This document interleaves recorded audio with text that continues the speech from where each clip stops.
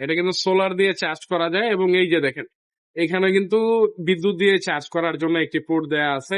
এই যে এটা হচ্ছে এটার কেবলটা। আসসালামু আলাইকুম, কেমন হয় যদি আপনার হাতের যে ল্যাম্পটা আছে আপনার বাড়িতে, আমরা বাইরে বের হইলে কিন্তু বাসা থেকে এমন একটা ল্যাম্প ব্যবহার করি, বাচ্চারা পড়ার জন্য এরকম ল্যাম্প ব্যবহার করি। বর্তমানে যেহেতু অতিরিক্ত লোডশেডিং, যাদের বাসার মধ্যে আইপিএস বা অন্য কোনো সৌর বিদ্যুতের সুবিধা নাই, তারা কিন্তু এই লোডশেডিং এর বিশাল সমস্যায় আছে।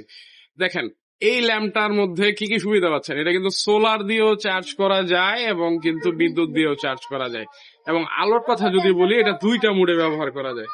একটা হচ্ছে দেখেন এক পাশের লাইটটা জ্বলতেছে, ঠিক আছে, মোটামুটি কিন্তু ভালো আলো। হ্যাঁ, এই যে দেখেন আমি যদি পিছনের দিকে ধরি তাহলে বুঝতে পারবেন।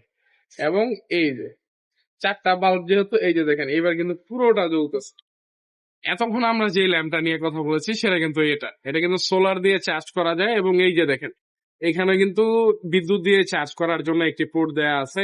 এই যে এটা হচ্ছে এটার কেবলটা, এটা কিন্তু এই যে এইভাবে লাগিয়ে দিলেই এবং বিদ্যুতে কানেক্ট করলে কিন্তু এটা চার্জ হওয়া শুরু করবে। তাছাড়া এই যে দেখেন এখানে সোলার প্যানেল দেয়া আছে, আমি যদি কাছে থেকে দেখাই, এটার উপরে পলি করা আছে।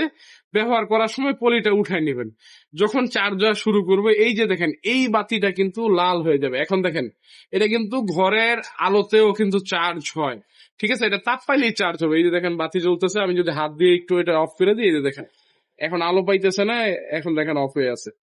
এই যে দেখেন আবার চার্জ হওয়া শুরু হয়ে গেছে। তো খুবই সাশ্রয়ী মূল্যে আমাদের কাছে পেয়ে যাবেন, দ্রুত অর্ডার করতে এখন ইনবক্স করুন।